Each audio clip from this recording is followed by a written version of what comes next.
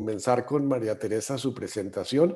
Esta es nuestra sesión número 6. Bienvenidos todos. Tenemos 13 en este momento. Entonces le damos la palabra a María Teresa.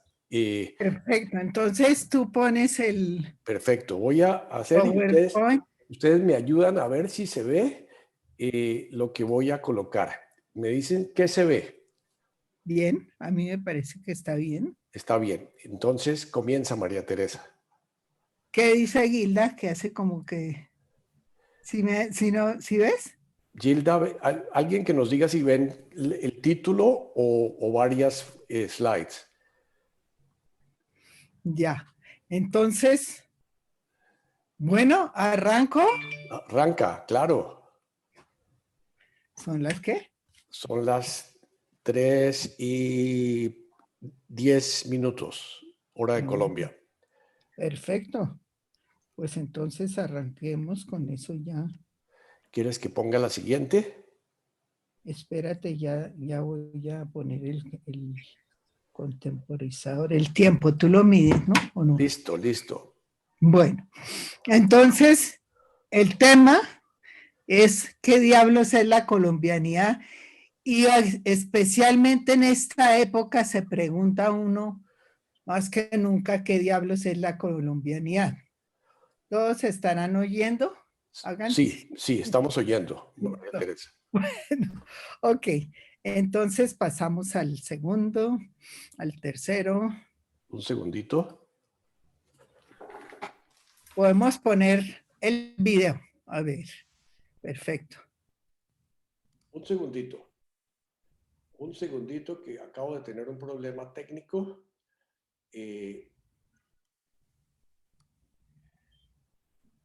Vamos a ver si oyen lo que se va a poner ahora. 7 países del mundo que reciben el título de megadiversos. Volcanes nevados, playas, selvas, desiertos, llanuras, y además cuenta con una población de origen variado que ofrece una extraordinaria mezcla cultural. Acompáñanos a descubrir 20 datos curiosos de Colombia. Sorpréndete con ellos. 20 curiosidades de Colombia, el país de los 1000 ritmos. 1. Colombia es el único país de América del Sur que tiene zona de costa tanto en el Mar Caribe como en el Océano Pacífico. 2. La Sierra Nevada de Santa Marta, que es parque nacional, es la cordillera costera más alta del mundo. Su cumbre más alta, el Pico Cristóbal Colón, es la montaña más alta del país. 3. Colombia es un gran exportador de productos agrícolas y manufactureros. Exportan plátanos, flores, azúcar y el excelente café de Colombia, además de productos textiles, químicos y metálicos. 4. Casi el 12% del territorio colombiano forma parte de alguno de los 59 parques nacionales que existen en el país. 5. No es de extrañar que tenga tantos parques nacionales, ya que es el país que cuenta con más especies endémicas. 6. Uno de los lugares más famosos y curiosos de Colombia es el río Caño Cristales, llamado también el río de los 5 colores o el arco iris líquido, y entre los meses de julio y noviembre su lecho cambia de color, aunque fundamentalmente rojo. En algunos momentos se ve amarillo, verde, azul o negro. 7. Los primeros humanos se establecieron en Colombia hace aproximadamente unos 20.000 años. 8. En Colombia podrás visitar ciudades maravillosas como Cartagena de Indias o preciosos pueblos como Barichara, nombrado el pueblecito más lindo de Colombia, que es el monumento nacional, y también ver enclaves naturales espectaculares como la Catedral de la Sal, el Valle de Cocora o la Escalera del Peñón de Guatapé en Antioquia, entre otros lugares. 9. Colombia es el principal productor mundial de esmeraldas. En el país hay más de 150 minas de las que se extraen esmeraldas de la mejor calidad. 10. Medellín es la segunda ciudad en importancia de Colombia. En 1991 fue conocida como la capital mundial del asesinato. Cada día se producían en torno a los 17.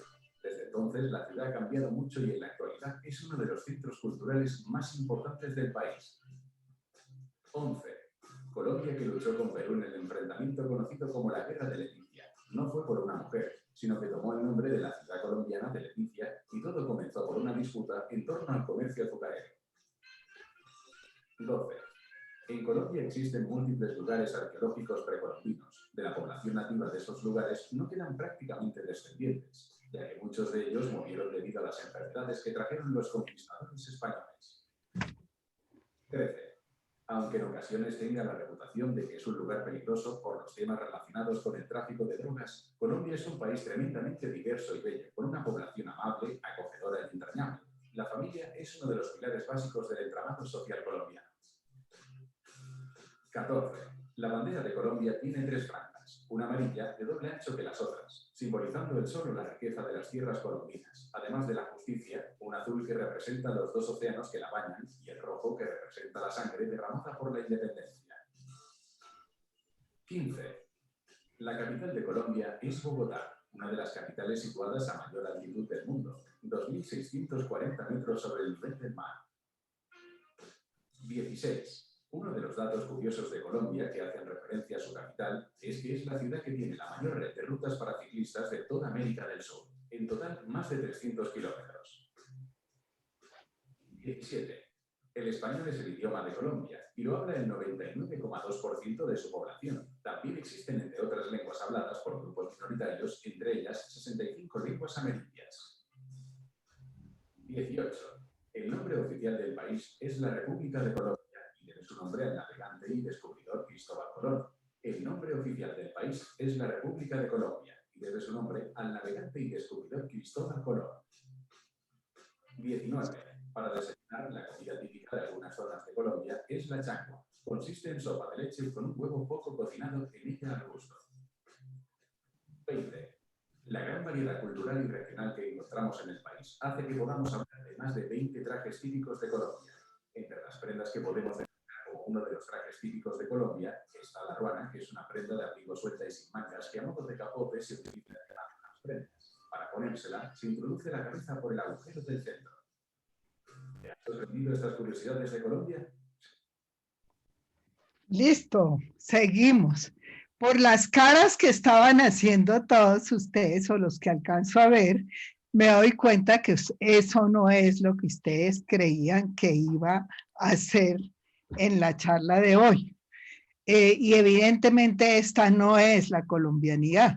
Este es un video para exportación y realmente pues no es lo que se espera cuando hablamos de colombianidad. Te voy a hacer así una señalcita. Bueno, entonces, antes de empezar, ya que dilatamos tanto la empezada como buenos colombianos, entonces les voy a pedir que hagamos un ejercicio calesténico de calentamiento, porque el pasado video nos dejó bastante fríos. Entonces, con una palabra, describan un aspecto positivo y un aspecto negativo de Colombia.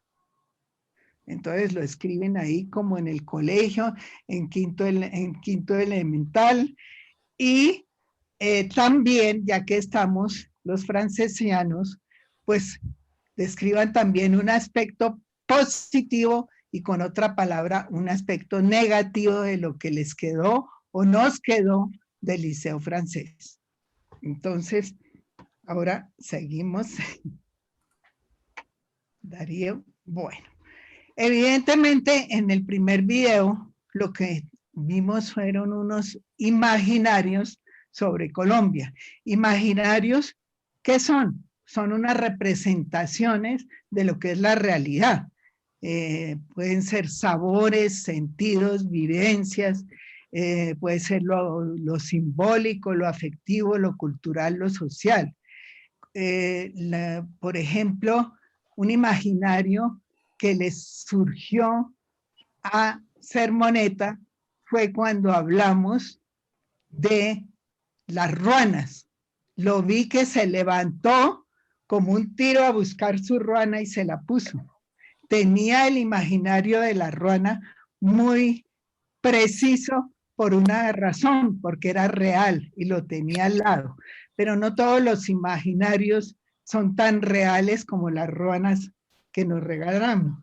Entonces, yo creo que allí la primera pregunta que hay que hacerse es si los imaginarios reflejan la realidad.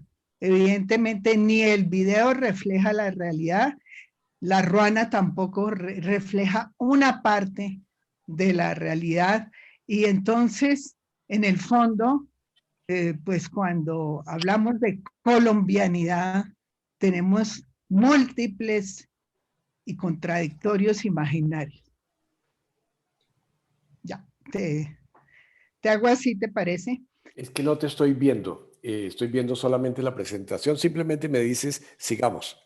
Bueno, Dale, entonces, digamos. dale. Entonces, evidentemente, tanto el video como la ruana, en cierta forma trata de describir cómo nos vemos, pero evidentemente cómo nos vemos es mucho más complejo. De hecho, hay muchos escritores que han tratado digamos, detectar qué es lo que es la colombianidad o quiénes somos los colombianos. Debo aclarar que en esta charla pues hablo de colombianidad, que me parece un término mucho más, digamos, tranquilo, que los colombianos somos tales o tal, de tal o tal manera, porque eso lleva a preguntarnos, ¿usted sí es colombiano? ¿Usted no es colombiano? ¿Usted vive en Colombia? ¿Usted no vive? Digamos, puede crear cierta agresividad y de hecho la crea. Entonces, en realidad la colombianidad es como una percepción que no involucra al ser humano como tal, sino que trata de explicar realmente cómo somos, cómo nos vemos como nación. Y es difícil. Una cosa es tener un pedacito de colombiano por ahí incrustado en la mente, a tratar de entender lo que es la nación colombiana, por ejemplo. Entonces, es importante hacer esa salvedad. Entonces, ¿quiénes han escrito sobre los colombianos, la colombianidad? Por ejemplo, pues tenemos aquí cinco libros.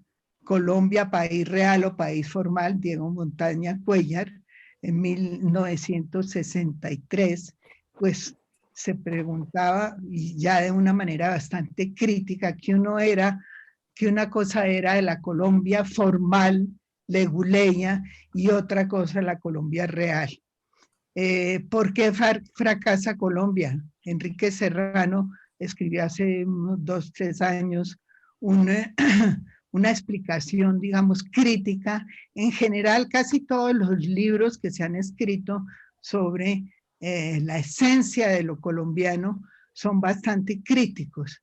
Está también, además de por qué fracasa Colombia, pues está Mi Sociedad de la Mentira, que escribí hace como 20 años, y un libro de un genetista que me parece a mí muy interesante, que es Los colombianos somos así.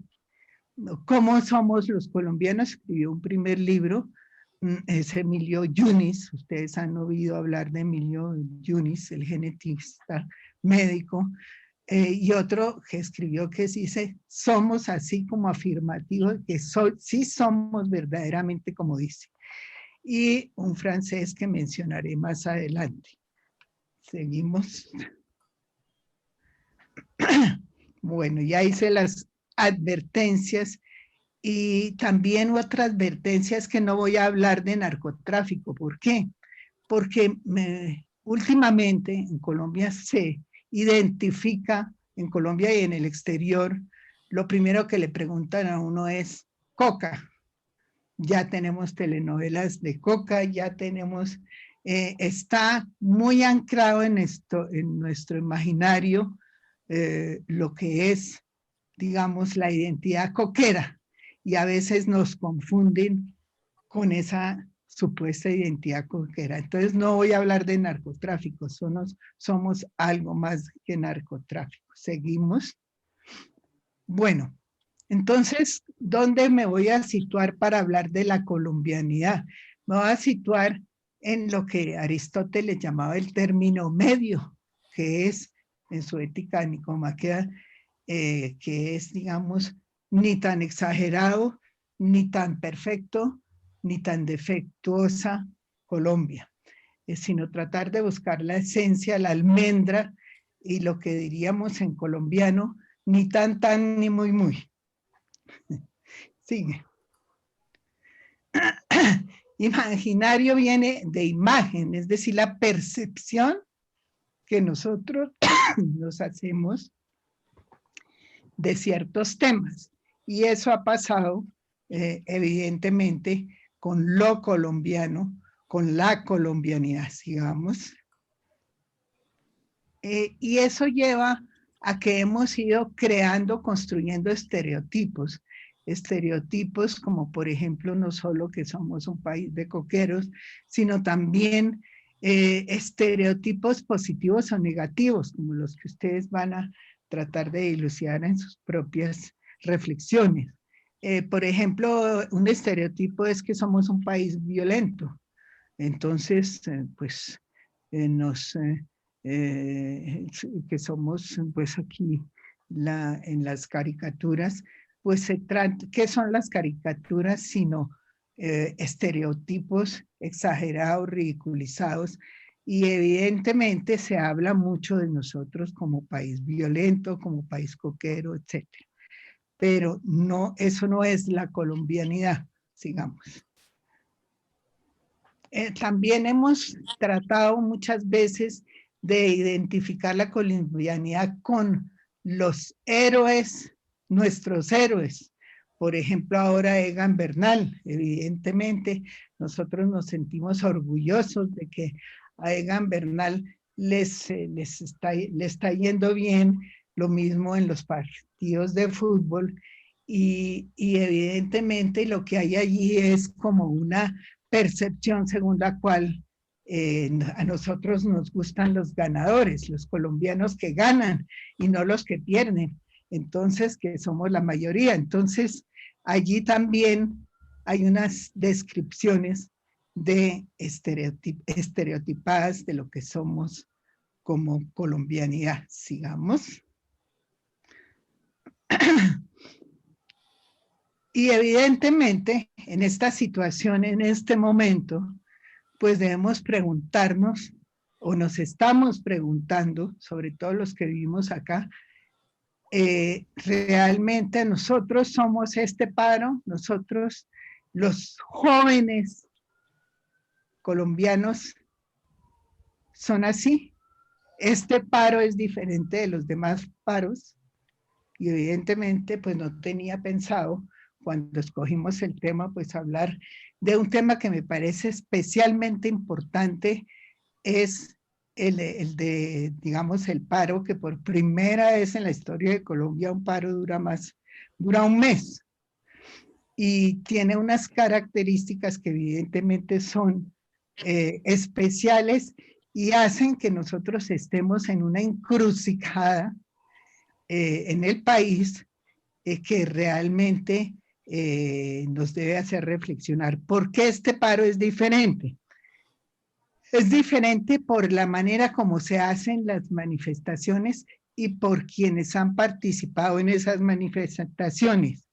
Por ejemplo, yo no sé si todos han seguido los medios de comunicación, pero este paro es diferente porque en primer lugar hay muchos jóvenes, tanto que se identifica con los jóvenes. Entonces, los jóvenes son los que están marchando, los viejitos quedamos rezagados, no sé si habrá viejitos que marchen, que estén en las marchas, pero de todas maneras, este paro es diferente y vamos a ver por qué.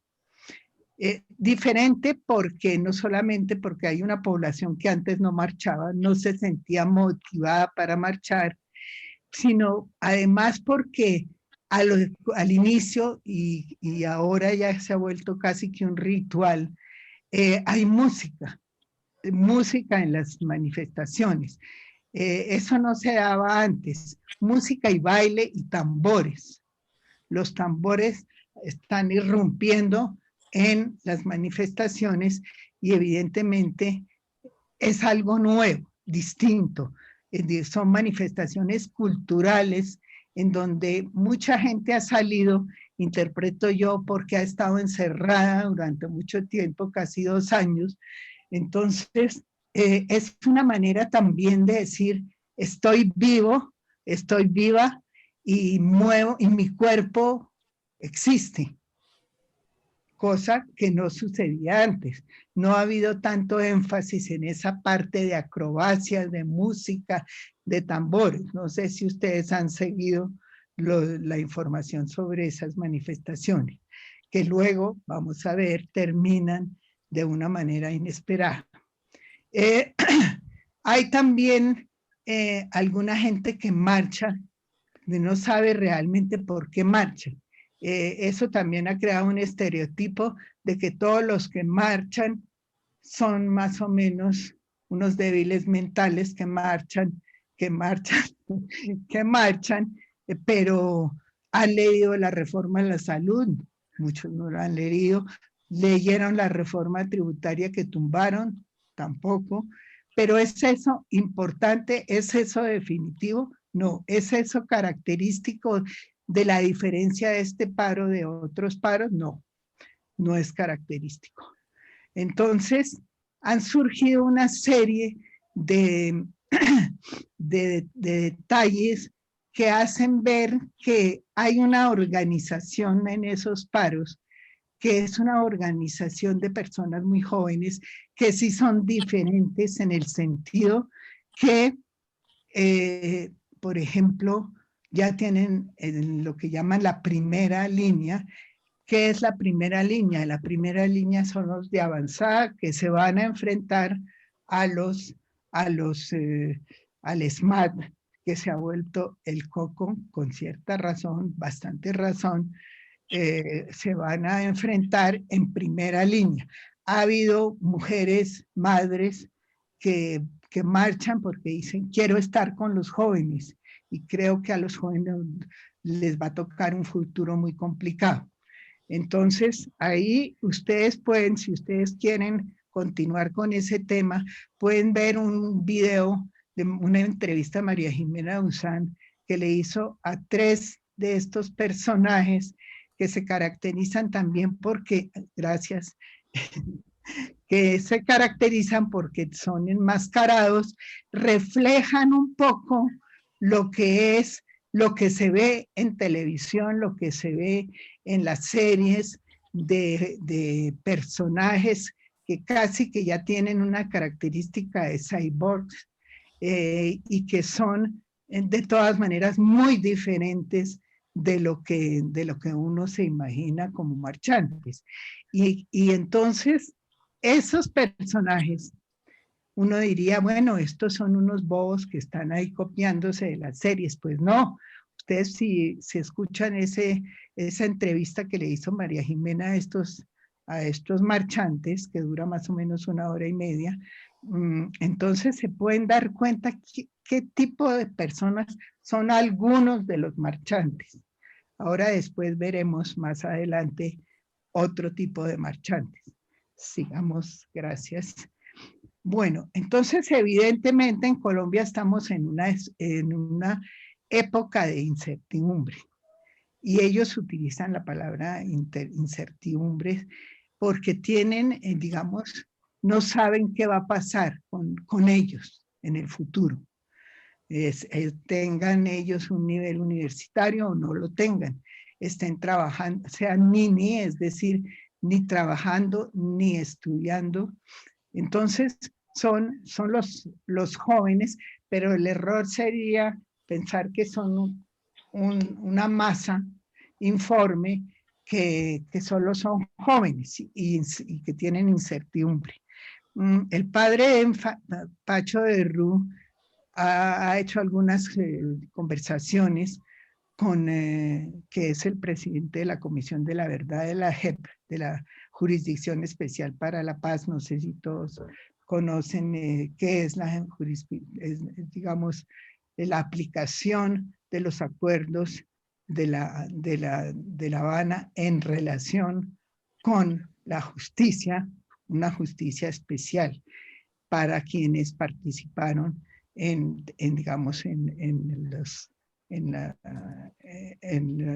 la guerra. A mí no me gusta llamar la guerra, sino el conflicto armado de las FARC con el acuerdo que firmaron con el presidente Santos.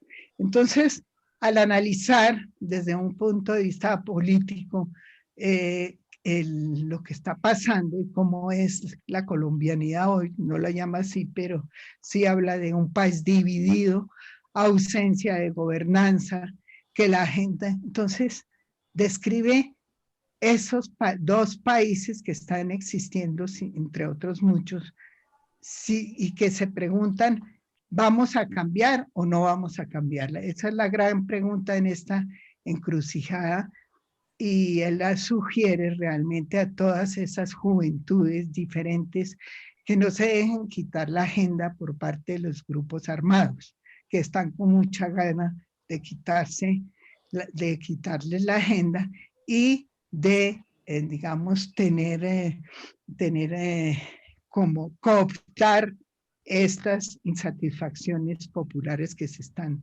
dando. Como les decía, yo no creo que estamos o estuvimos en guerra, pero sí estamos en lo que llamaríamos en un conflicto civil entre colombianos. Sigamos más adelante. Entonces, creo que sobre el tema de la marcha, que realmente me impresionó porque sí plantea el tema de la colombianidad, creo que es el momento de hacerse preguntas sobre contextos mucho más precisos. Por ejemplo, si seguimos siendo un país de caudillismo o estos marchantes o esta insatisfacción popular se están causando hacia ciertos puntos, o seguimos siendo un país de clanes, si seguimos siendo un país machista o racista, porque somos un país racista, si somos un país de marchantes y empresarios. Si uno se pone a ver, yo no sé si ustedes, los que viven en el exterior, tienen la posibilidad de ver los noticieros colombianos, pues el tema de los noticieros colombianos es cómo está de terrible la situación económica, los empresarios, es decir, hay un cubrimiento exagerado de los empresarios y de los, en particular, de los líderes gremiales, los 5 líderes de gremios empresariales, y muy poco sobre, por ejemplo, los que trabajan con los líderes empresariales, muy poco de los sindicatos, salvo el tal comité de paro, que es presidido por un dirigente sindical de la CUT, pero que realmente no representa a los trabajadores colombianos. Y tal vez lo que podríamos preguntarnos es, como lo hizo una profesora de ciencia política, la javeriana, que se llama Sandra Borda, en un artículo, ¿somos una sociedad de extraños?, se pregunta, y evidentemente descubre que nosotros vivimos en unos clústeres en los cuales, de los cuales no salimos. Y tal vez el caso de Cali es el caso más digamos, explosivo de esa manera de ser extraños en la sociedad colombiana. Sigamos. Entonces, a mi modo de ver y para que debatamos los dos grandes temas en los cuales estamos en este momento, gracias a, o no gracias, por desgracia, de un paro que ha durado un mes, que cumplió ayer un mes. Los nuevos contextos son aportados por los jóvenes y por las mujeres. Sigamos. Entonces, eso ha llevado a que se hicieran varias encuestas sobre los jóvenes. Unas encuestas, algunas de las cuales no aportan mayor cosa, pero otras sí, por ejemplo, la de datos y conceptos, que sí trata de determinar un poco los pensamientos de los jóvenes en relación con el país. Y evidentemente, lo que uno ve, más allá de los estereotipos que han creado las propias encuestas, es que los jóvenes están con una gran dosis de que el país cambie. Y eso, a mi modo de ver, es positivo y se ha expresado de una manera tan masiva que nunca antes en la historia de Colombia ha habido tantas marchas tan multitudinarias, tan diversas como las ha habido ahora. Eso es una parte positiva que generalmente no sale a relucir ni en los medios ni en las conversaciones, porque la gente, es decir, los viejos como nosotros, eso no estoy, es decir, los que salen en los medios, los que los que conocemos, pues tienen una visión terriblemente pesimista del país y de las, digamos, de las marchas que evidentemente degeneran, pero ese es otro tema, recogiendo las palabras del padre de Pacho, que están queriendo ser cooptadas por grupos como por ejemplo el ELN u otros, o las disidencias de las FARC, etcétera, porque por supuesto esa insatisfacción popular es servida en cierta forma en bandeja para este tipo de grupos. Pero lo que hay que ver es que no es el fondo del asunto. Sigamos. Entonces, por ejemplo, cuando se estigmatiza las marchas a través de los vándalos, entonces casi que rutinariamente, casi con una letanía, los medios de comunicación dicen, bueno, realmente la marcha era pacífica, pero los vándalos se aprovecharon. ¿Quiénes son los vándalos? Ahí ha faltado mucha investigación sobre quiénes son. Y una de las características de la colombianidad es repetir mediáticamente ciertas frases. La marcha fue pacífica, pero los vándalos acabaron con todo. Eso va creando unos imaginarios según los cuales no hay nada que hacer. Entonces volvemos al justo medio de Aristóteles, ni tan, ni muy, que sería una manera de aproximarnos a este fenómeno, que como les digo, es un fenómeno crucial en este momento en Colombia, que no se había presentado hace, yo creo que desde el 9 de abril. Sigamos.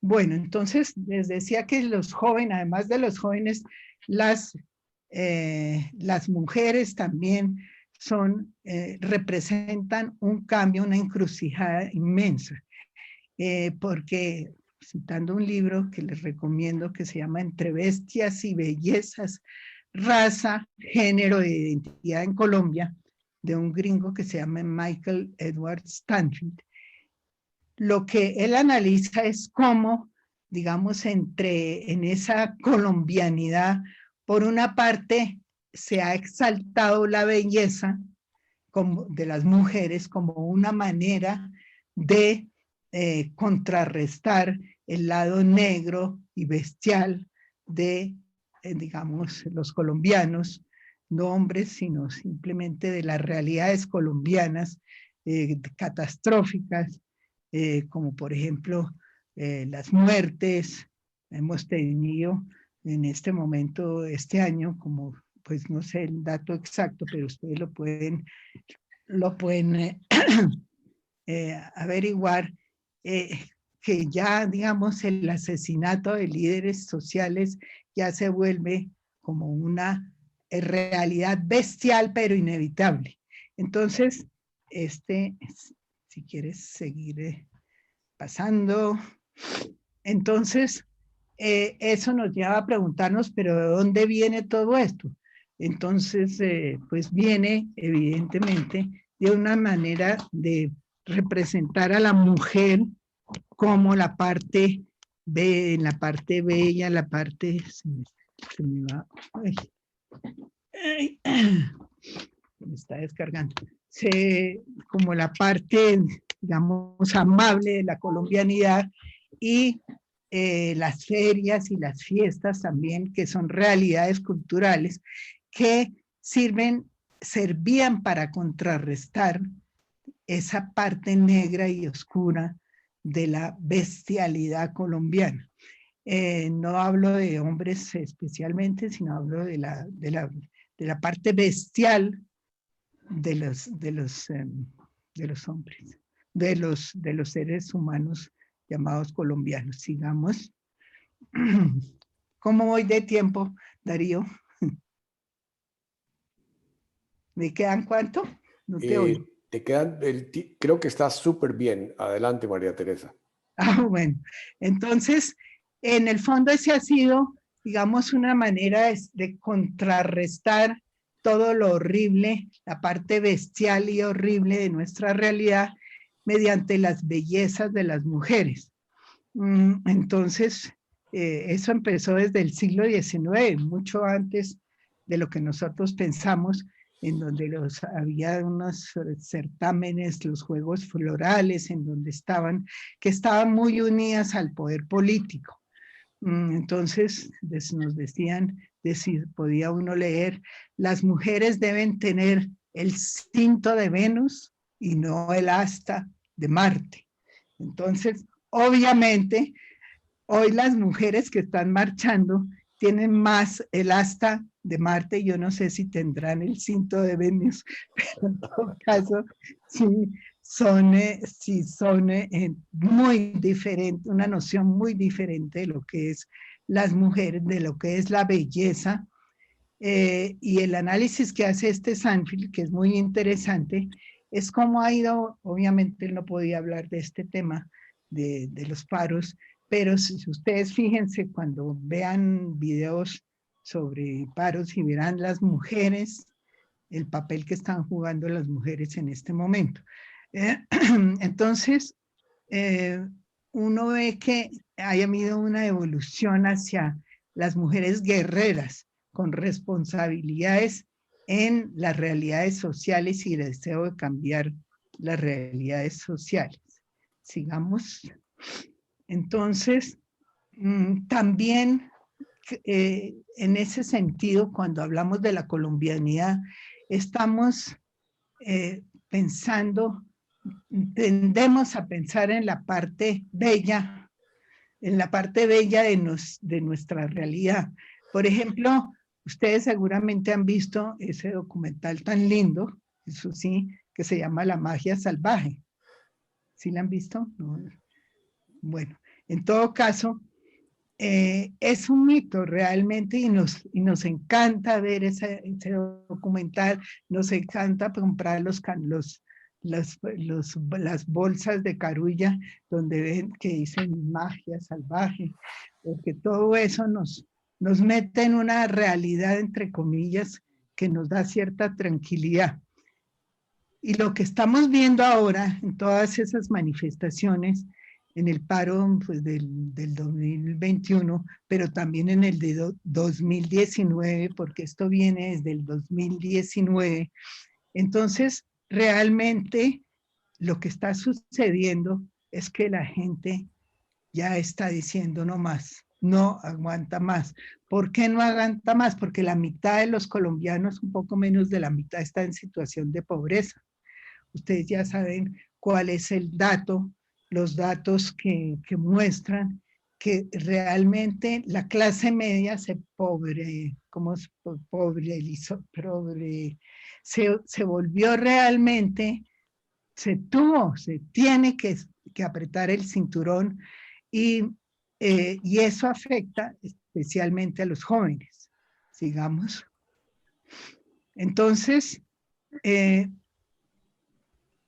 nosotros nos movemos o la colombianidad se mueve entre extremos de la realidad y de la ficción. Por ejemplo, me puse a ver que sí, hay un día de lo colombiano. Ustedes sabían, yo creo que ninguno de ustedes sabían que había un día de lo colombiano. Obviamente eso fue decretado por ley, porque esa es nuestra mentalidad leguleya y evidentemente ese día de la colombianidad que nadie recuerda, que no tiene ningún contenido más allá del legal, pues nos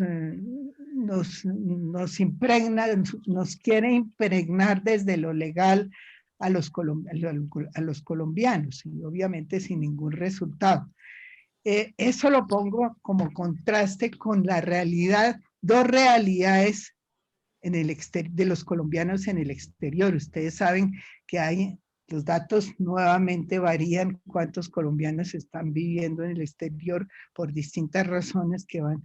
Los datos varían de 4 millones a 8 millones viviendo en el exterior. Entonces, como verán, son bastante imprecisos. Pero en todo caso, 2 episodios me parecieron a mí muy significativos de la colombianidad en el exterior. ¿Cómo es la colombianidad en el exterior? No sé si vieron un video que pasaron de la toma del consulado de Barcelona. No sé, alguno de ustedes lo habrá visto. Cómo unos muchachos y muchachas se tomaron el consulado, llegaron al consulado, dijeron queremos entrar y se sintieron más o menos conquistando el consulado. Por ahí pasaban funcionarios de corbata y chaleco, pasaban muy aterrados, que se habían tomado en las oficinas del consulado. Bueno, es una parte del despelote que nosotros estamos viviendo aquí en Colombia, y leyeron un comunicado, no sé, en todo caso fue muy curioso ver esa manera de interpretar lo colombiano. Eran unos estudiantes, jóvenes, otros no estudiantes, no sé qué hacían. En todo caso, duraron una buena hora en el consulado y un poco representaban ahí lo que está sucediendo en Colombia, en el sentido de que el despelote se tomó al país y en fin. Y contrastaba yo con otras tomas, otros videos de cómo otros colombianos estuvieron en la Plaza San Marcos. ¿San qué? ¿Cómo se llama la plaza del Vaticano? San Pedro. San Pedro. San Pedro. Entonces, allí con banderas, que curiosamente colombianas, había mucha gente, que banderas que estaban puestas al revés. Yo no sé, alguien debió decir, pongamos las banderas al revés, el amarillo abajo y el rojo arriba. En todo caso, interpretaciones mediáticas muy diferentes de cómo se ven los colombianos, de cómo ven a Colombia, del sentido de la colombianidad, que también se da aquí. Eso es lo que quiero reflejar en esta charla. Es decir, es demasiado compleja la realidad como para que nosotros nos quedemos en los estereotipos. Sigamos. Bueno, ¿qué podríamos hacer con una mirada, con un análisis un poco más, digamos, más analítico, y excusen la redundancia? ¿Qué podríamos hacer? Yo como somos francesianos, tomé un ejemplo de un personaje curioso que se llama Charles Saffrey. Estas diapositivas las vamos a pasar rápidamente para que no se me vaya el tiempo. Entonces, ¿quién era ese Charles Saffrey? Fue un viajero que estuvo de 36 años, médico, botánico, que se fue a conocer la Nueva Granada. Estuvo 2 años y viajó a pie. A las que les gusta viajar, como Aida, si está por ahí, le recomiendo un viaje. Creo que ya me pasé. Entonces, en todo caso, es un viaje muy completo. Seguimos por Colombia, y un viaje minucioso. ¿Qué quiere decir? Quiere decir tratar de ver cómo la geografía, cómo el clima incidía en los comportamientos, pero no en el sentido de Luis López de Mesa o de Santiago Montenegro ahora, cuando escribe que los chocuanos son así por el clima, y en fin, ese tipo de razonamientos, sino de determinar y descubrir una característica absolutamente clave de Colombia y de la colombianidad. y es, sigamos, y todo esto lo vamos a seguir porque creo que se me, sigamos, característica de la colombianidad, que es la geografía. Una característica que Yunis, el genetista, también descubre e insiste como determinante de la realidad de la colombianidad, que es la geografía. Un país cuya geografía de clústeres determina prácticamente la manera de aislarnos, de separarnos unos de otros, de no tener una unidad, un sentido común que nos haga colombianos, digamos, en el sentido más profundo de la palabra. Entonces, uno ve que eso está pasando ahora en estas reuniones, en estas marchas, en estas marchas, que lo que están logrando es que se exprese esa colombianidad, pero se exprese en todas su imposible realidad, pero imposible pero existente realidad. Entonces, en ese sentido, es como una masa que no es masa, pero que sí es una expresión que todavía no tiene colombianidad, que digamos todavía no distingue, no hace esas distinciones de un país. Si quieres, volvámonos hacia atrás que se exprese y se entienda. Por ejemplo, uno no puede entender a Cali, la región de Cali, Buenaventura y el sur de Colombia, si lo trata de entender desde el punto de vista de una Colombia que solo existe desde el punto de vista legal y esto. Entonces, en la medida en que nosotros podamos entender esas fragmentaciones geográficas que es ignorada por los economistas, no sé si ahí está Clemente, y los abogados que consideran que la Constitución es Colombia, entonces no podremos entender ni resolver los problemas. Entonces yo creo que podemos dejar aquí,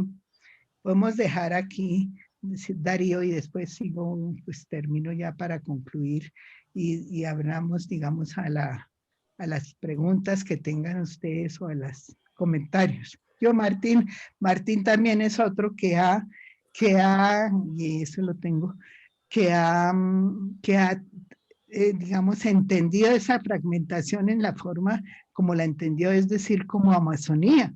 Entonces la Amazonía es algo distinto de una Colombia que está en el papel. Entonces, eso determina que haya, digamos, unas soluciones mucho más concretas teniendo en cuenta esas diversidades geográficas. No sé quién más. Excelente presentación, María Teresa. Yo creo que lo que mereces es un tremendo aplauso de todo el mundo. Hace mucho tiempo yo no veía una cosa tan completa y tan oportuna. Muchísimas gracias. Creo que todos se pueden quitar su silencio en el micrófono si quisieran hablar, porque creo que esto da para una serie de comentarios de los que quieran. Les pido para que nos organicemos, si pudieran levantar la manito electrónica o si no alguna física, y ahí yo trato de irles dando la palabra. Pero mis felicitaciones, María Teresa. Yo sé que María Teresa ha pasado horas y horas preparando esto con detalle y no salió tan mal, María Teresa, el trabajito entre los dos de que organizarnos. Felicitaciones, de verdad que excelente presentación. Comentarios, por favor, si alguien quiere decir alguna cosa, adelante. ¿Preguntas? Tengo una pregunta. Clarita, adelante. Felicitaciones, María Teresa, estuvo excelente la presentación. Visto desde aquí, vemos que no solamente en Colombia, claro que a nosotros nos duele Colombia, ¿no? pero visto desde aquí, pasó lo mismo en Chile, pasó lo mismo en Bolivia. Y Nashe, ¿puedes contestar? Y pasó lo mismo en Chile y están tratando de que eso se expanda por toda América Latina, ¿no? Entonces, pues a nosotros nos duele la colombianidad, pero está sucediendo en todo el mundo. ¿Qué opinas de eso? Pues lo que pasa es que a mí no me duele. Realmente yo creo que estamos en una etapa, digamos, histórica, en el caso colombiano, que hacía falta, digamos, aclarar y ha sido, digamos, con un costo en vidas innecesario a mi modo de ver por la manera como está gobernado el país, pero sí son realidades que existen y que han quedado latentes, que eran latentes y que han como explosionado. Creo que evidentemente sí hay conexión con Chile, pero una conexión que es más, digamos, de celular. Están muy enterados aquí los jóvenes que están liderando no, pero sí encaminados en esa dirección de la chilena, aunque no saben muy bien qué es lo que está pasando en Chile. Pero sí, evidentemente, hay un malestar en toda América Latina. En el Brasil, evidentemente, pues va a estallar, no ahora porque todavía está Bolsonaro, pero sí va a estallar. En toda América Latina está esa insatisfacción que no ha podido, digamos, entender los sucesivos y diversos gobiernos. Obviamente Maduro fue en ese sentido el primero y mal entendido, pero el reto es colombiano. Yo diría que no podemos pensar que hay un complot latinoamericano. Es una realidad latinoamericana porque no ha sabido la clase dirigente entender las diferencias y las realidades en este caso colombiano, mucho más que en otros geográficas que determinan unos problemas absolutos. Por ejemplo, el caso de Cali. Cali era, digamos, en cierta forma, la ciudad que debía estallar primero. Y debía estallar primero por muchas razones. La primera es una desigualdad social absolutamente monstruosa. Y la entre, por ejemplo, los ingenios, los dueños de las empresas, etcétera. Y esa realidad no se tapaba en cierta forma, como ha sucedido con el papel de los ingenios en el Valle del Cauca. Entonces uno ve que esa realidad estaba latente y además con un elemento adicional en el caso del Cali, que es el racismo, porque si bien existen una maravilla de conjuntos, como por ejemplo Delirio, que muestra qué es ser mestizo y qué es tener esa sangre negra, a la hora de la verdad, siempre se consideró como un espectáculo, pero no como una realidad. Y la realidad de Cali es una realidad absolutamente violenta, mitigada a la fuerza, pero una realidad que existe y era mucho más previsible que Cali debía estallar primero que Medellín, por ejemplo, en donde también hay racismo. Pero, o que Bogotá, entonces no sé qué hay, pero en fin, de todas maneras, era uno de las ciudades más explosivas de la que nadie hablaba, no se hablaba de ese tema. Y ustedes han visto que en el caso de Cali ya empezaron a salir grupos paramilitares que están disparando. Entonces, eso es una realidad que es inevitable. Entonces, y muy local. y como es muy local lo que está sucediendo en Antioquia y lo que está sucediendo en otras partes. Ok, gracias María Teresa. Pidió la palabra John. Adelante, John. Bueno, yo en parte que ya María Teresa contestó, porque mi hijo estuvo viviendo unos cuantos años en Cali, lo estuvimos visitando, y yo recuerdo que, por ejemplo, en el evento del Salsódromo, ¿sí?, que es una de las fiestas populares más mayúsculas de Cali, digamos, pues no se notaba mucho ese racismo del que hablas.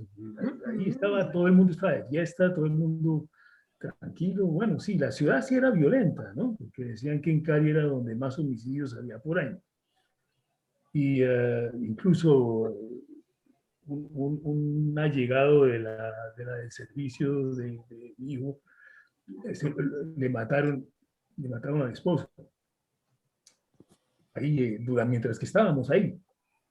O sea que defendiendo del barrio en que se estuviera era muy violento, pero no daba esa impresión en general. No sé, esa de racismo no me dio. En cambio, sí me llamó la atención, por ejemplo, en el país de los guambianos, ¿sí?, en Silvia. En Silvia no había racismo tampoco, pero el punto está en que la comunidad, los guambianos, tienen su territorio bien delimitado y tienen unas ciertas normas que hacen que, por ejemplo, el Parque de los Volcanes tiene una necesidad de autorización especial para poder pasear por allá, ¿sí? Y tiene que estar acompañado por un guía con su palito de comando y toda la cosa. O sea, tiene sus particularidades, pero no se veía violento, no se veía racismo tampoco. Entonces, no sé, no sé, en realidad estoy un poco confuso con la cosa. Yo viví en Cali. Lucía pidió la palabra. Yo tengo una pregunta. Decías que, cogiendo el tema que puso Clarita, que está sucediendo en diferentes partes del mundo, pero ¿no piensas tú que de pronto, hablando del caso de Colombia, que tiene varias características que se han presentado en otros países, ¿no crees que hay directores de orquesta que están aprovechando esa insatisfacción de los jóvenes y manipulándolos para que se vuelvan violentos y hagan todo lo que están haciendo? Pues no, no creo que haya, no creo en la teoría de los complots. En la teoría del complot generalmente lo que pasa es que es miedo, es reflejo de miedo. Creo que evidentemente está el ELN está en todas esas marchas, especialmente el ELN y las disidencias de las FARC están en el Cauca, eso es evidente, pero es una realidad, no es un complot. Ahora, lo que dice John sí tiene toda la razón. ¿Cuál es la diferencia entre países? Yo estudié y escribí un libro sobre los países en Toribío, etcétera. Hay esa organización comunitaria que es insalvable. La guardia indígena, por ejemplo, en el caso de los países, es absolutamente venerada y respetada por los propios países. Los guambianos también tienen una estructura comunitaria muy sólida. ¿Qué pasa en el resto, en Colombia en general, en las ciudades sobre todo? Que no hay una estructura ni legal, ni comunitaria, ni institucional que haga contrapeso a todo eso. ¿Qué pasó en eso? Ustedes nos dirán mejor, los que viven en Estados Unidos, ¿por qué se logró, digamos, acabar con esas explosiones de los negros en algunas regiones? Y se logró porque las instituciones norteamericanas son muy fuertes, son muy sólidas, pero en Colombia no hay instituciones sólidas. El Congreso, nadie cree en el Congreso, nadie cree, bueno, en este presidente todavía menos, por muchas razones. Entonces no hay instituciones fuertes que sean un contexto, pero tampoco es cierto. Evidentemente las bombas en Molotov las pone el ELN o las disidencias de las FARC, eso no cabe duda, pero eso no es ningún Pero descubrimiento. ¿cómo explicas, Maite, por ejemplo, en Estados Unidos, en Chile y en varios otros países, durante manifestaciones semejantes, hablando de lo de los negros en Estados Unidos, aparecen letreros de 4 letras, A, C, A, B, que quiere decir All cops are bastards. Aquí en Bogotá, Colombia, All what? all cops are bastards. Todos los policías son hijos de madres. ¿Cómo es posible que en Bogotá, en nuestras manifestaciones de los muchachos que están protestando por sus condiciones de vida, aparecen unos letreros que aparecieron en Chile y en Estados Unidos que nada tienen que ver con nuestras cosas? Pues seguramente hay alguien que está trayendo todas esas cosas para hacer alborotar a la gente y los muchachos ni siquiera saben. Ponen 1, 3, 1, 2, porque son las letras 1, 3, 1, 2, y ponen A, C, A, B. En varios videos lo he visto. Entonces, Pero eso no es de un complot. Eso no, es importación. ¿Quién lo trajo?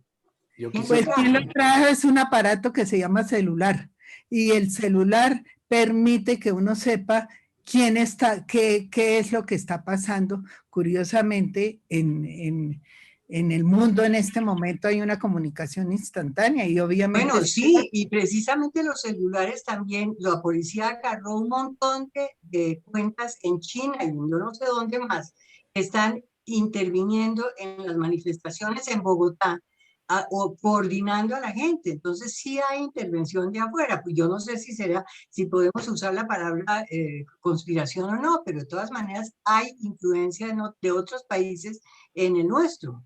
No son los muchachos espontáneamente protestando. María Teresa, yo quería sugerir si dejamos que otras opiniones, me parece muy válido lo que están diciendo, me parece que hay razones en todos los comentarios, pero me encantaría ver si pudiéramos, o algunos de los demás quisieran levantar la mano. Y después poner, Darío, el videito del joven, que me gustaría que lo escuchara. Juan Manuel levantó la mano, pero no tiene el micrófono liberado. Si pudieran liberar tu micrófono, Juan Manuel, quitar el mute. O no, entonces él no está levantando la mano, está hablando con alguien más. Yo quisiera decir 2 palabritas, si me permiten. En mi opinión, tratando de resumir un poquito lo que han dicho, yo pienso que sí se han juntado muchísimos factores en Colombia, tanto nacionales como internacionales, que hicieron explosión. Evidentemente la pandemia pienso que ha tenido un impacto muy fuerte. La crisis económica, lo que llaman los los jóvenes que no tienen ni educación porque no tienen acceso, ni trabajo. Hay en mi opinión, una crisis de valores también.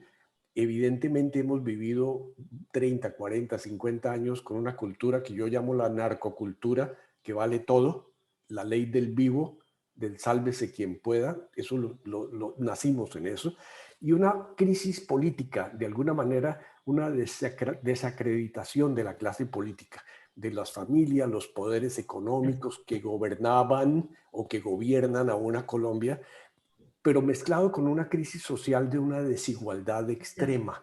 El tema del asesinato de los líderes sociales, de la crisis del programa de paz que era una esperanza.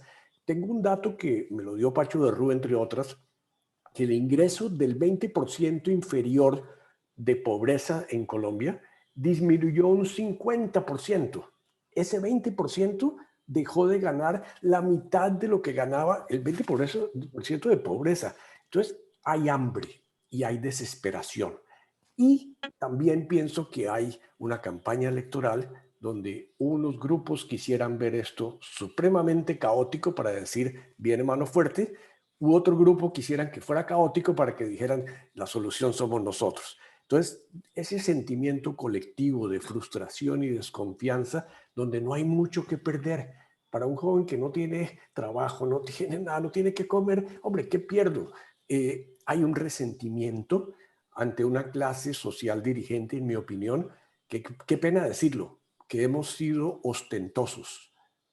Y digo hemos, porque somos de la clase dirigente, pero que en Colombia a uno no le da pena andar en el último Mercedes o andar en el último club y mostrarse en las páginas sociales, y que esa ostentación causa resentimiento, claro que lo causa. Entonces, mi opinión es que hay mucho odio guardado, violencia física y sobre todo violencia verbal. Lo que se pasa en las redes sociales entre amigos porque el otro pensó diferente es brutal. Porque pensó diferente, es un idiota de calidad inferior a la mía. Entonces, de alguna manera, pienso que todo esto se conjugó. Mi opinión es que solo el diálogo puede resolver esto y solo un diálogo amplio. Esa es mi opinión, pero quiero oír, lógicamente, otros. Clara había pedido, yo creo que Clara. ¿Sí? A ver, no, hay algunas manitos levantadas, pero me encantaría que si hubiera otras opiniones. Sí, Carmenza, adelante. Gracias.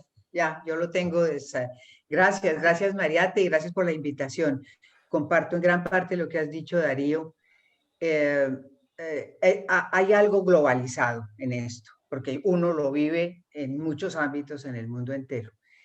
En Colombia sí creo, como dice María Teresa, que hay un paradigma emergente y lo espero que dé algo, como he esperado en tantas oportunidades en Colombia, que se dé algo. Ojalá sea esta y gracias entonces a la pandemia, porque seguramente la pandemia tiene un gran porcentaje de motor en ese paradigma emergente que ojalá se dé. Pero si hablamos de diálogo, ¿cuántas veces hemos creído en el diálogo? ¿Con quién? ¿Y con quién el diálogo? ¿Con quién? Entonces, ¿cuál diálogo? María Teresa, ¿qué opinas? Bueno, ahí está otro de las realidades colombianas, el hablar. Es decir, hablamos demasiado.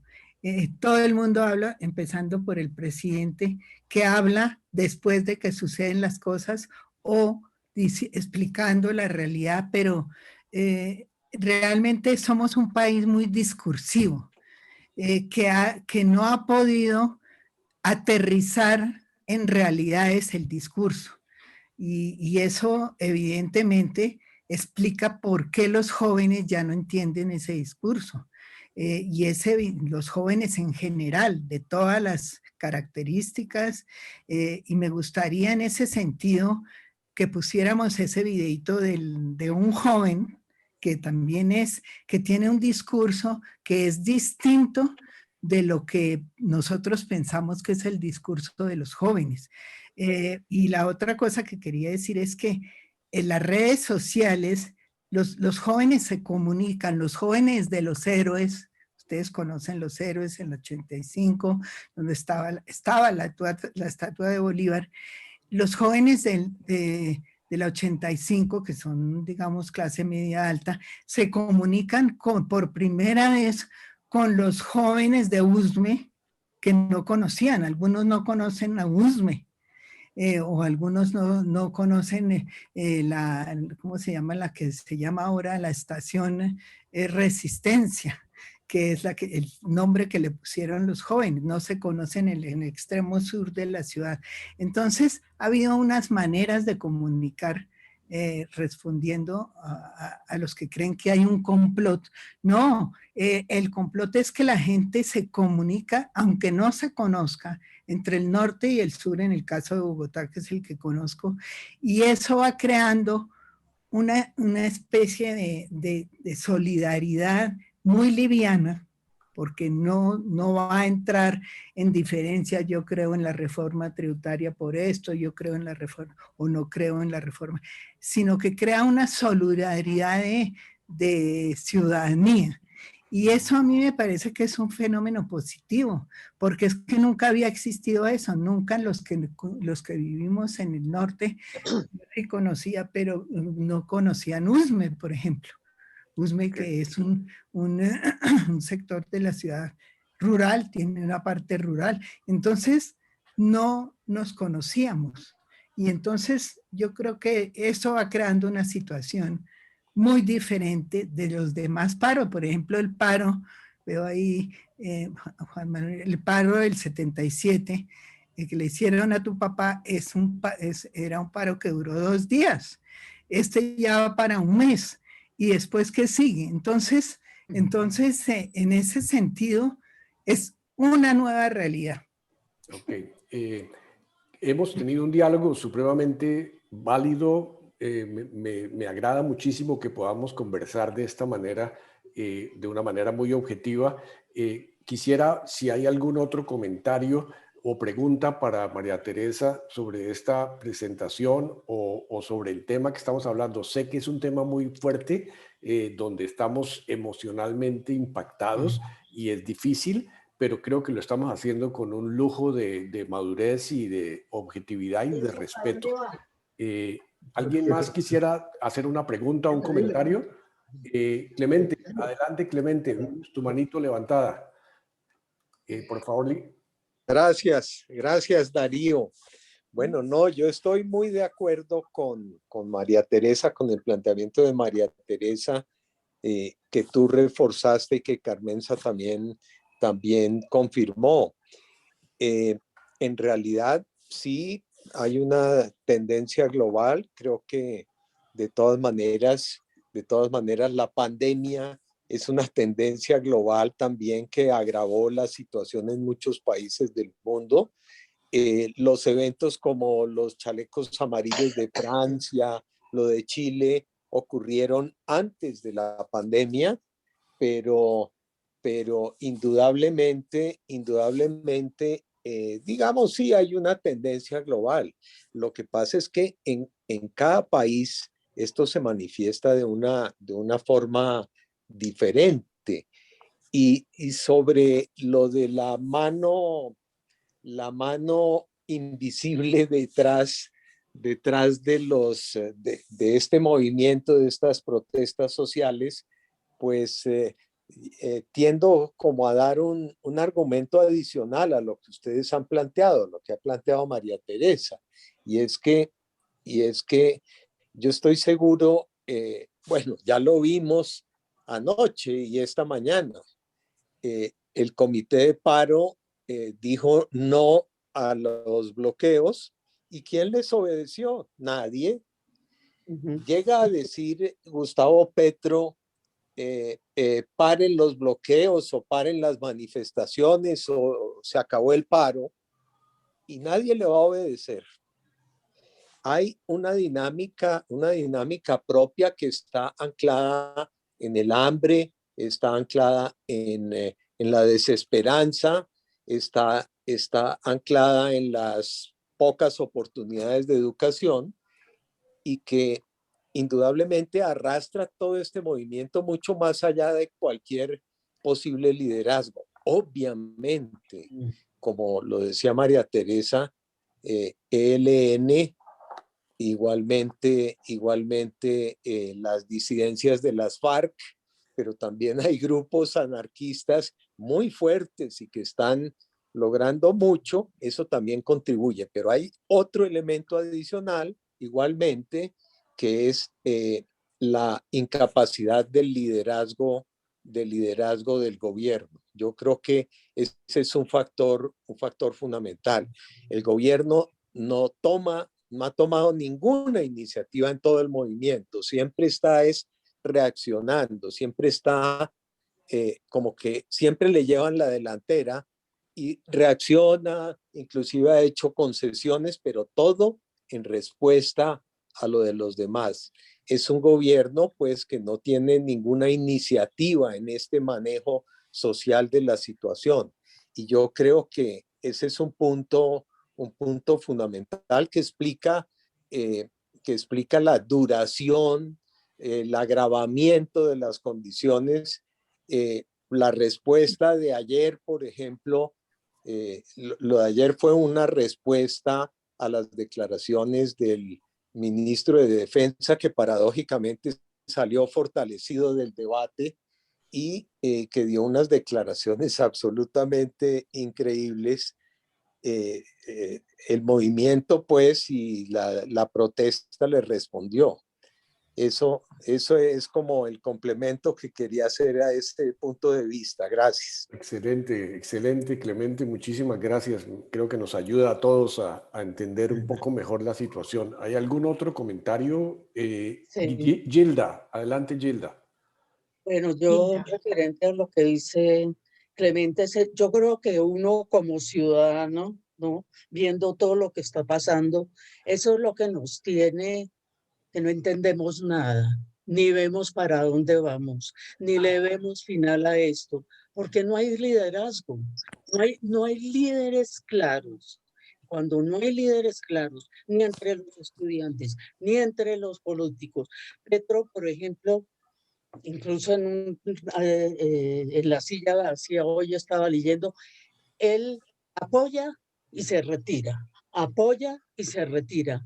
Entonces, cuando no hay claridad de quién es el líder, y en general cuando ha habido movimientos en el mundo, ha habido líderes claros que van guiando la cosa. Entonces esto es como que tiene su dinámica propia que no sabemos a dónde nos va a llevar y que está causando mucho caos, mucho problema económico y que también en medio de una pandemia a mí me parece que es catastrófico. Catastrófico lo que está sucediendo y prolongar esta cosa en el tiempo que no sabemos a dónde vamos. Realmente ese es el desespero que yo siento, digamos que ya voy a hablar, ¿no? Lo que siento. E identifico. La incertidumbre, la confusión y que estamos viviendo es un caos. Pero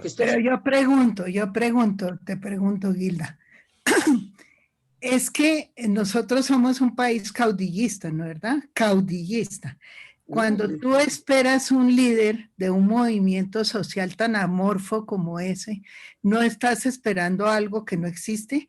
En este momento precisamente es que no hay líderes, pero eso es de pronto una oportunidad porque hemos tenido demasiados líderes, hemos tenido demasiado caudillismo. Puede ser que se está acabando. Por ejemplo, yo escuchaba a unos chicos que estaban en el programa de María Jimena, que es muy bueno y que está en YouTube. No es por lo que sean esos chicos, pero sí tienen claridad en relación con qué tipo de liderazgo se puede percibir en lo que ellos dicen. Es un liderazgo colectivo. Es decir, ellos ya no creen en caudillos. Lo que está pasando en América Latina es que el caudillismo, que fue una fuerza tan violenta en todos los países, desde México hasta Chile, pasando por Colombia, y sigue todavía en Venezuela, ese caudillismo se quebrantó. Ya no, y generalmente se quebranta por la parte más débil, como pasó con la Revolución Rusa. Es que ya estamos aquí hablando en unos términos en que ya no es una ruptura del orden social. Y entonces el error sería creer que viene de afuera. La ruptura se expresa mediante una masa que tiende a ser cooptada por los grupos guerrilleros, por la derecha dictatorial, etcétera. Entonces, yo creo que uno no puede esperar líderes. Líderes como el líder tradicional Colombia.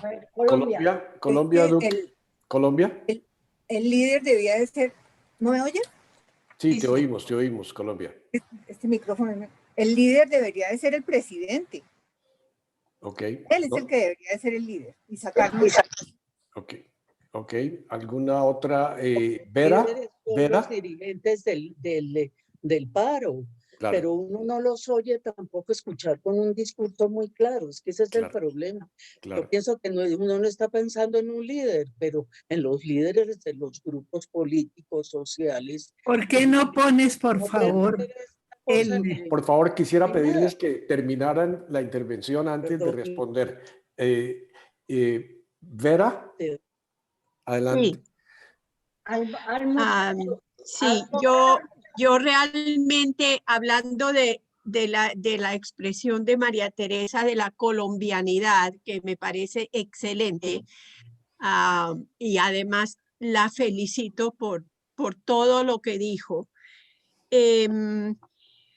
Yo he vivido ahora en el exterior, van a ser 26 años, pero yo siempre he estado en comunicación con las, no solamente con las noticias de Colombia y eso, sino también con mis amistades y con la gente que yo conozco y en mi alma todavía prácticamente yo estoy en Colombia.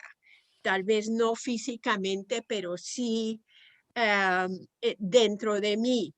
Ahora, estaban hablando de que no hay liderazgo.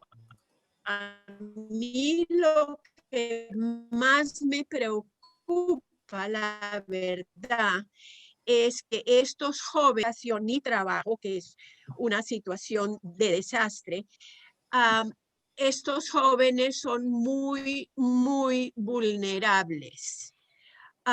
Son vulnerables a las opiniones de gente como, por ejemplo, Petro o otra gente. Cuando uno es vulnerable, entonces uno tiene la tendencia de aferrarse a algo que le va a prometer un trabajo, la comida, una educación, lo que sea. Pero en todo caso, para mí, estamos en una situación demasiado vulnerables y peligrosa, porque la falta de liderazgo puede llevar a que alguien se apodere y se aproveche de estos jóvenes, los manipule y comience un movimiento. Yo no sé, yo le tengo terror a Venezuela, por ejemplo, que la influencia de este Maduro en Venezuela pueda influenciar a nuestros jóvenes tan vulnerables. Realmente yo tengo mucho miedo de lo que va a pasar en nuestro país. No quiero ser pesimista, pero sí, esta inseguridad yo creo que jamás la hemos vivido, aún en los tiempos de la droga, en los tiempos que todavía existe, pero tenemos que tener una mano fuerte, la cual no existe en este momento. Entonces, yo no sé ustedes qué piensan. En todo caso, yo personalmente, con el alma, estoy muy, muy preocupada con la situación que está pasando mi país. Gracias, Vera. Muchas gracias. Yo creo que compartimos todos la incertidumbre. ¿Alguien más quisiera dar una percepción, su opinión sobre lo que habló María Teresa, sobre la situación? Es un tema muy actual y no lo habíamos planeado, María Teresa, pero está exactamente en el meollo de toda la situación. ¿Alguien quisiera decir un comentario? Veo que Juan Manuel como que trata de levantar la mano, pero no la levanta. Camilo, ¿tú querías hablar? Ahora sí. Dale, Juan Manuel. No, pues no pensaba hablar, pero es una consideración de alrededor de que se volvió como si lo de Venezuela fuera una realidad unilateral, digamos, en que es la catástrofe, que es lo peor y que responde a la culpabilidad de Chávez y Maduro. Eso no es exactamente así. Primero que todo, la primera parte de lo que fue esa revolución de lo de Chávez mismo es completamente diferente de lo de Maduro. Son dos situaciones que no se pueden identificar como si fuera una sola. Por otro lado, pues el valorar el éxito o no éxito del propósito que hubo, sobre todo inicialmente al nivel de hasta donde llegó Chávez, digamos, no se puede hacer sobre la base de los parámetros que uno tiene para decir es que lo bueno es ser como nosotros. Allá lo que hubo fue un cambio, que querían un cambio y se hizo un cambio con ciertos resultados que durante mucho tiempo fueron bastante positivos en el sentido de lo que ellos buscaban, no en el sentido de lo que uno quiere. Pero lo que a mí más me llama la atención, solo para reflexionar, digamos, es que decir a Venezuela la acabó Chávez y Maduro, pues a Venezuela la acabó los Estados Unidos, dijeron hay que acabar con Venezuela para poder sacar a Maduro. Es decir, Maduro estaba tratando de... Maduro es un caso más de incapacidad que de perversidad. Entonces prefiero hablar de Chávez y no de Maduro. Chávez lo que hizo fue tratar de sacar un país adelante y llegó el otro país que es el monstruo, dijo embargamos, lo mismo que hicieron con Cuba, el embargo para acabar con que el gobierno tenga que salir porque se acaba el país. Entonces esa otra percepción, digamos, será igual de criticable o lo que sea, pero tiene que tomarse en cuenta. A Venezuela, los Estados Unidos decidió acabarlo y lo sigue acabando, y la teoría es la forma de salir de Maduro es acabar con el país. Lo que es un poquito lo que debemos temer es también por ese lado, que nos conviertan en que si llega aquí a haber un gobierno que signifique un poco de revolución o un poco de gran cambio, que es lo que para actualizar están pidiendo las juventudes, resultemos con que no, es que eso no se puede cambiar, hay que mantener la institucionalidad que llaman, como si la defensa de la institucionalidad no fuera tan válida, o puede ser que menos válida que la defensa del cambio. Ok. Excelente, Juan Manuel. Muchísimas gracias por esa intervención. Eugenio, veo que tienes la mano levantada. Adelante, Eugenio. No entiendo de dónde sacas, Juan Manuel, esa teoría de que los Estados Unidos están tratando de acabar con Venezuela para salir de Maduro. Aquí lo que está ocurriendo es el eterno conflicto entre los que tienen y los que no tienen. Y la idea es, o levantamos a los que no tienen, o tumbamos a los que tienen para que todos no tengamos. Eso es lo que está pasando en todas partes, incluyendo aquí en los Estados Unidos. Los Estados Unidos no tienen nada que ver con Venezuela. Les gustaría que se acabara eso y que todos los venezolanos volvieran a cantar y tener reinas de belleza y mucho petróleo y abundancia, ¿sí? Pero, y ellos mismos se quejan. Pero ¿a dónde vamos? ¿A dónde va Colombia? ¿Va a volverse Colombia un país como Venezuela o no? ¿Qué es lo que vemos pasado mañana? Eso es lo que yo quiero saber. Eugenio, gracias por tu intervención. Quería ver, María Teresa, ¿quisieras decir alguna cosa? No, quisiera que pusieras el video de este chico paisa, que tal vez aclara un poquito. Dura 3 minutos, yo creo. Perfecto. Más o menos. Voy a localizarlo en tu presentación y voy a... ¿están viendo la presentación de María Teresa? Sí, ahí. Ok. Ahí, ese es. Este es... Ahí no está el sonido. No se oye. Un segundito. Un segundito. ¿No? ¿Sí? Gracias. No hay sonido. Voy a ponerlo. Empieza Empiecen otra vez. Mucha gente que marcha no tenga de todo claro qué quiere, pero todos, absolutamente todos los que hoy estamos en las calles, sí tenemos claro qué no queremos. ¿Por qué marchamos los jóvenes hoy en Colombia? ¿Por qué protestamos? No necesariamente era por la reforma tributaria. Esta no fue la causa. Es que no se oye, no se escucha bien. Si quieres, No se entiende lo que dice. yo lo podría poner desde acá. Entonces, tú me... Si lo tienes ahí, trátalo, sí, por favor. Entonces, espérate, yo lo pongo aquí. Ese lo tengo aquí.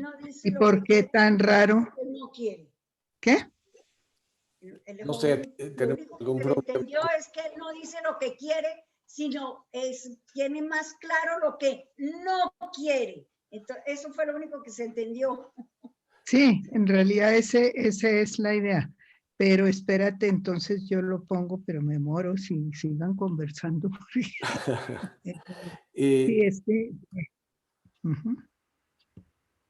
Mira, aquí lo voy a poner que lo tengo aquí. Por lo menos Pero sigan conversando. Por lo menos pon el sonido y Lo tengo aquí en WhatsApp, pero espérate que aquí ya Le acabo de mandar una pregunta a María Teresa por el chat. Cuéntame, ¿cuál es? La pregunta de Clemente es, ¿crees tú que una restricción de la democracia en Colombia sea probable? Por ejemplo, un estado de conmoción interior. Pues yo que mientras encuentro, creo que hay un mal entendimiento de qué es la conmoción interior. Y he tenido esta discusión por Twitter porque hay gente que cree que la conmoción interior es una dictadura. ¡Qué error tan grande! Ya se ha decretado varias veces la conmoción interior. Es decir, no es simplemente un estado especial que previsto en la Constitución en su artículo 213, que es cuando se presenta una situación como esta, pues hay que tomar medidas especiales y pro tempore, quiere decir 3 meses. Entonces, la gente, pues hay una chica que conozco que es bastante de izquierda, dice, eso va a ser la dictadura, eso va a llegar. Es decir, están hablando en términos de miedos y no de la Constitución. Ahora lo que están pidiendo y lo que está poniendo Duque es peor, porque no está en la Constitución, está en una ley que es una ley de asistencia militar especial que no tiene las características de la conmoción interior que está prevista en la Constitución. Entonces hay unas deformaciones de lo que es la conmoción interior. La conmoción interior existe en Francia y la han decretado, no se llama así, François no puede decir cómo se llama, pero existe en todas las democracias, que son estados especiales en los cuales la fuerza pública tiene ciertas, digamos, ciertas obligaciones que no son las normales.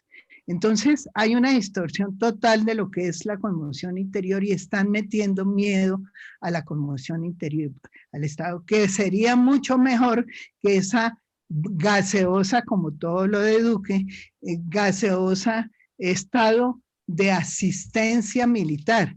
La asistencia militar puede querer decir todo. Puede haber tortura y no está prevista. En cambio, la conmoción interior está prevista en la Constitución y está previsto que no se puede torturar, en fin. Entonces, hay una deformación de los términos. Gracias, María Teresa. Yo quería decirle, hacerte una propuesta, María Teresa. Estamos ya casi al final, o ya nos pasamos un poquito del tiempo. Hay unos compañeros que están en Europa y ya la hora para ellos es bastante avanzada. Yo quiero proponerles, yo les mando la presentación de María Teresa enterita y ahí está el video del muchacho que tú quieres para pasar ahora. Y más bien cerramos esta reunión. Yo creo que ha sido excelente en este momento oír distintas perspectivas de una situación absolutamente caliente. La próxima reunión, ustedes escogieron que querían oír la evolución de la espiritualidad de un ex jesuita, en qué creía. Yo me puse de carne de cañón, entonces lo que voy a hacer es sentarme aquí y decirles qué ha pasado en mi vida espiritual desde que empecé hasta hoy. Y un diálogo abierto. Esta vez hablamos de lo terreno. La próxima vez vamos a hablar de lo completamente ateo, agnóstico o lo que sea, pero podemos compartir ese tema. Ese va a ser el tema la próxima vez. Les agradezco muchísimo su tiempo. Los felicito, María Teresa. Qué presentación. De repente te invito para otro auditorio porque creo que el otro auditorio también le interesaría muchísimo oírte. Y muchísimas gracias a todos. ¿Algún comentario final? ¿Alguna apreciación, María Teresa? No, pues gracias. Gracias a todos porque me pusieron a estudiar un tema que yo creo que va a ser el tema de mi próximo libro sobre la colombianidad. Entonces hay mucho tema y gracias por los aportes de todos que son muy buenos. Excelente, María Teresa. Ya estamos pidiendo las regalías de ese libro. Pero entonces nos vemos dentro de un mes. Muchísimas gracias a todos. Gracias, Darío. Felicidades. Gracias, Muchas gracias. Buenas Gracias, noches. María Gracias, Teresa. gracias. Felicitaciones, Mariate. Chao. Chao, amigos. Gracias. Chao, chao. Todos un abrazo. Chao. Gracias.